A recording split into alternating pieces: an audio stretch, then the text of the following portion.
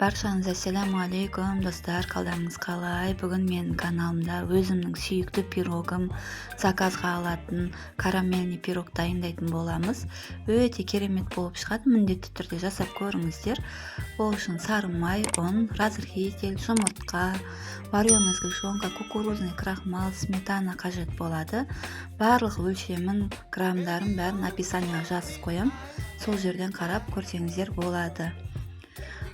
Міндетті түрде сары майымызды үй бөлмесінде ерітіп аламыз достар.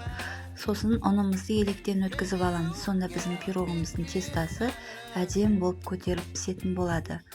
Осылай разрыхителімізді салып, жақсылап крошка дайындап алатын боламыз. Достар, егер де менің видеоларым сіздерге ұнап жатса, каналыма қолдау білдіріп, яғни комментарий қалдырып, лайк басып, тіркеліп, қоңырауша батырмасын басып қойыңыздар. Ары қарай көмектесем десеңіздер, достарыңызға, таныстарыңызға, группаластарыңызға таратып жіберсеңіздер каналымды, мен өте қуанышты болатын едім. Алдын ала рахмет айтамын баршаңызға. Мінекей біздің крошкамыз дайын болды. Көріп тұрғандарыңыздай. Енді бөлек ыдысқа жұмыртқа мен қантымызды жақсылап араластырып аламыз. Бізде қант толықтай араласуы керек достар. Өйткені қамыр илегенде қамырдың арасында қанттарымыз жүруі мүмкін. Сондықтан біркелкі болғанша араластырып аламыз. Дәл осы рецептпен жасап, заказға алсаңыздар да болады. Мен өзім заказға алып дайындайтын пирогтың рецепті.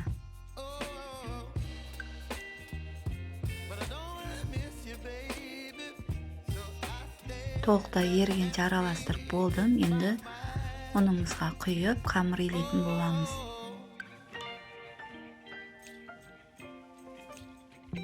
Біздің қамырымыз қолға жабыспайтын, біркелкі, өте жұп-жұмсақ, нәзік қамыр болып шығады.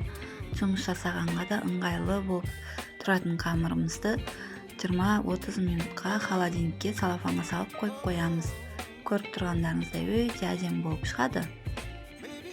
Бұл қамырды 2 сағатқа дейін холодильникте ұстауға болады. Енді начинкасын дайындаймыз. Сапасы жақсы вареная сгущенка және де 20% сметана, 2 жұмыртқа, сосын кукурузный крахмалды қантымызды салып, жақсылап миксермен араластырып аламыз. Міндетті түрде кукурузный крахмал қолданыңыздар, картофельный крахмал жарамайды. Формамызға қамырымызды жайлап, осылай жайып шығатын боламыз, яғни формасын келтіріп жайып алатын боламыз. Осы кезден бастап достар, духовкаларымызды қыздыра береміз. 170-180 градуста 35-40 минутта пісіріп аламыз. Өте оңай жасалынады, әрі дәмді болып шығады. Жал начинкамызды құятын боламыз бетіне.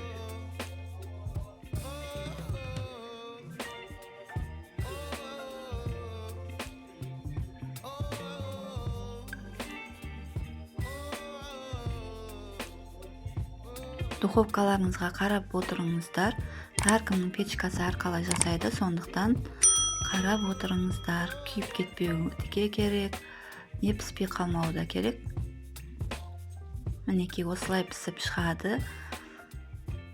Духовкадан шыққаннан кейін 2-3 сағатқа кеспей салқындатып аламыз. Ас болсын, жасап көріңіздер.